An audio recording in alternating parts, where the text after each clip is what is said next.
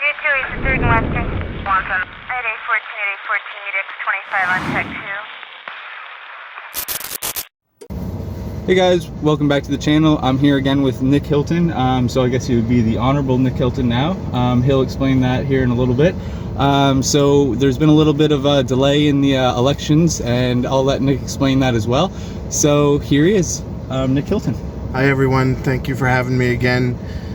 Truly honored today to find out, after 2 weeks of kind of sitting around and waiting on the results of the election, to finally have that certified in court today, that we have a 16 vote win for the PC party here in Yarmouth. So it's been a humbling 2 weeks while we waited for those results to come in, but truly amazing today now to be the representative for Yarmouth. That's great. That's great. Now you say that there was some results that came out in court. Can we expand on that a little bit? What do we mean by results out in court for people that may have not heard about that there was a recount that was called here in Yarmouth? Yeah. So I think there's some misconceptions really that you know, the Liberal Party did call it, but let's face it, it was 14 votes when it started today, well within their rights to ask for a recount. 10 and under is automatic. There's one in Annapolis that will be tomorrow, and that the PC candidate there had a 7-vote lead, so that's automatic. And 10 and over, it's on any party to request a recount. So the Liberals did do that, and that took time, and you have to get a judge and a number of staff. They had 10 tables counting votes today. Okay. At each table there was 2 Elections Nova Scotia staff, along with scrutineer for both the Liberal and the PC party. So you know, you had 50 odd staff in that room today, going through the 7,600 votes. So to organize that took time, and at the end of the day we gained a 2-vote advantage on votes that the judge scrutinized and decided on. So I think, you know, as a voter, you should feel good that the system worked. It was close. They did the recount, and at the end of the day the results were very similar, and we came out with the win. So it was very nerve-wracking 2 weeks. I didn't say much on social media because I didn't want to say that we'd won when we weren't really sure. So now we get to be excited. We get to celebrate. I was gonna say, now that you can count your chickens after they've hatched, how does it feel to be elected, and you've gone past this process, and you've gone across this hurdle, you've made it across the line? So this is my 3rd election. I've done 2 municipal elections, one of which I won, you know, with double the amount of votes of the next person. The next one, no one had run, so I was claimed.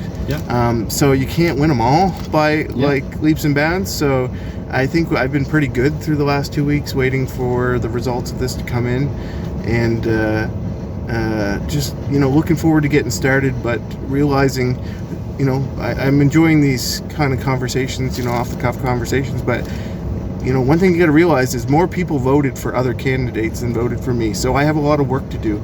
You know, there's 4,000 votes out there for the Liberals, the Green Party, and the NDP.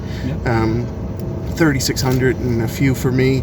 So I have work to do to make sure that in 4 years from now that we continue to hold the seat, and look forward to kind of putting that time in and seeing if we can accomplish some things in that time frame. Yeah, and the real work really does start now when it comes to politics, right? Like the elections time is when we get to really see your face and things, and see you in the community, and really see the work and promote your message that you're promoting to the constituents. But this time it's time to get to work, right? And it's time to show the constituents what we can actually do in the communities, right?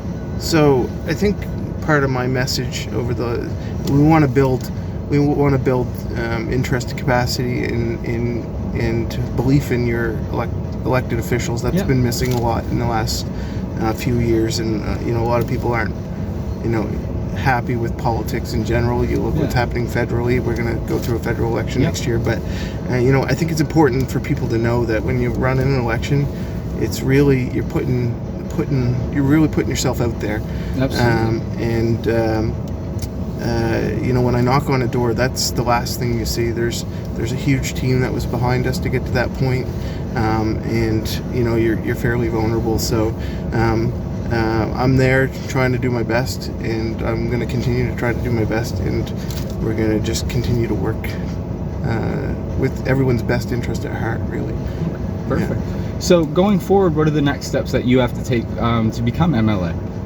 Well, first and foremost, I want to thank the municipality of District of Yarmouth. I've been a councillor there for the last 4 years and a bit. That will come to an end tonight. I'll send my letter of resignation tonight. I was acclaimed to that position, so there would have been a by-election if I would have won, or if I wouldn't have ran at all. Mm-hmm. So I want to be clear that I don't feel like I've cost the residents any more tax money than would have happened. The process would have been the same either way. But saying that, there will be a by-election for the municipality in the new year.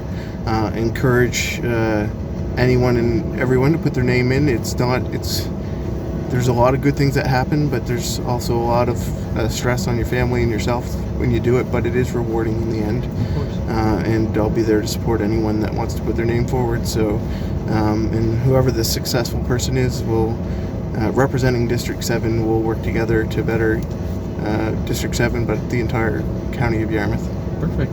So if you guys hear that, there will be a election for District 7, and if you guys want to put your names in, you're more than welcome. And just like Nick said, he'll help support you guys through and give you any of the resources to go through that by-election and potentially get a seat in that District 7 to help out Yarmouth.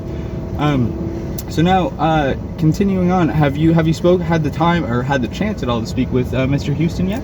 I missed his call the first 3 times after the election, but we have spoke. Good conversation. Really excited that we have the seat. I think anytime you take out the leader of the opposition, that doesn't happen. I don't even know if I realized going into the election the mountain that was. Absolutely. Till you hear all the CJLS or Y95 ads telling you exactly how big a deal it was. I've talked to him. He's excited. I'm excited. Been to Halifax once to meet him. We had a 15-minute meeting last week with him and a couple of his staff, and that was really just going over what the next steps were going to be. Not a lot of in-depth conversation about the issues, but looking really forward to getting to the issues, especially some pretty key ones that we heard at the doors, urgent ones that we heard at the doors. And I go back tomorrow to Halifax for the swearing in, so it's good that the recount was done today, so I get to participate with everyone else in that tomorrow. That's great. And is that going to be televised, or how can people see that, or is there any way to see that you're aware of? There is a link on my what will be my MLA Facebook page. Okay. The legislature has they do live stream. I'm a little new to that, but I can share the link, or you can share the link. It's on my MLA page. I can do a little bit of research tonight when I get home to see if I can find anything like that. Yeah, so I mean, the swearing in is probably not overly exciting. This part is more probably exciting for me than it will be the constituents. It will be the work that follows that. Hopefully we can. Yeah, and it's the thing, the old adage, actions speak louder than words, right? So when we start seeing these actions in our communities, and we have the support of the provincial government, and hopefully next year after the federal election, we have support of the federal government as well, we can see Yarmouth really prosper and grow and get the attention that it needs. So I'm really hopeful for what's to come in the next 4 years. And I guess I just want to ask you, is there anything that you want to say to the viewers or constituents that might be watching tonight? Just before we go? Yeah, well, we didn't, we'll probably get together soon and talk issues. There were some really important things talked at the doors. We're sitting on the Yarmouth Wharf right now having this conversation. We know fishing is a conversation that this community wants to have. It's become very political too. Also, wait times at our ER and doctor shortages at our ER. I think that's going to be the first conversation I want to have provincially, is to see if we're at risk here of having ER closures. The moment that happens, we're going to be looked at seriously. For our platform is healthcare, and we need to make sure that doesn't happen. But I even know during the election we're at risk, so want to reassure voters or residents that we're going to do everything we can to make sure that doesn't happen. And we have seen important improvements in healthcare, but that ER piece is something that I really want to focus on. So, and to the voters and residents of Yarmouth, I appreciate everything that you've done to support me over the past 6 weeks. All the messages, all the love that I've gotten, truly appreciate it, and want to give a shout out to my family and my team that got us this far, including you, Dryden, for all the support that you've given me.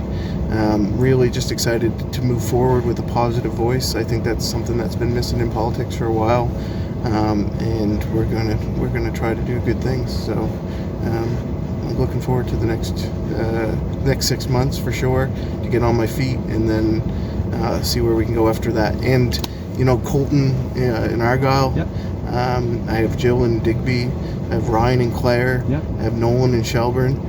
The 5 of us are going to meet on a regular basis and put some focus on this end of the province, and that's going to be an exciting time for us too. That's great to hear. Now, one last question I want to ask you, and it's something that I asked you last time, and because of my audio mix-up, which I'm going to take the blame for that. I lost that. It's a good interview too. It was great. It was really good. I can hear it. If we could all read lips, I'd upload it, but we can't. So it's going to be lost forever. When you get back from Halifax tomorrow, after your swearing in, what's the one thing that you campaigned on, or one platform that you really want to see done, or something that you're really passionate about that you'd like to see when you pull into Yarmouth off the highway tomorrow, that it's finished? Well, there's so many things. It's the numbers growing, and now that I have the confidence to say that I'm in the position, when you're still waiting for those results, you're a little hesitant to be excited about things. But we're going to see I believe they had the excavator there today for Mariner Center, the expansion. That's going to break ground, and we're going to, if that broke ground today, I think it's 2 years to completion. That's a major project, first building in 25 years. Was truly happy to be a part of that at the municipal level and lead that at a municipal level. So that'll be an exciting thing. But it's different when you're looking at issues from a provincial lens. And I really do want to focus on the doctor ER piece here. I woke up this morning to a resident who'd left a pretty lengthy message on their Facebook account about their ER visit. It wasn't terrible, but it wasn't great. I want to have some conversations about how we continue to work on that. So the Mariner Center piece will be that will be something when you drive off the highway that you see, but we want to make sure that residents are healthy and safe in their homes and communities. So I think people will really appreciate that answer. I think that's a great answer, because like you say, the Mariner Center expansion will be a nice thing for people to come into, but that's the icing on the cake, right? Because when we talk about healthy communities, we need to focus on healthy communities, and having a gym and working out isn't always the best way to make an entire community healthy, right? And we've had conversations about what that looks like, and we'll have some more. But it's going to be a great community project, but it's in addition to all the other things that we need to focus on. So. All right. Well, thank you very much for taking the time out tonight. I know it's quite late and you have a long drive tomorrow. So from me and the audience, I'd like to say thank you very much for the time that you've given us and all the work that you've done.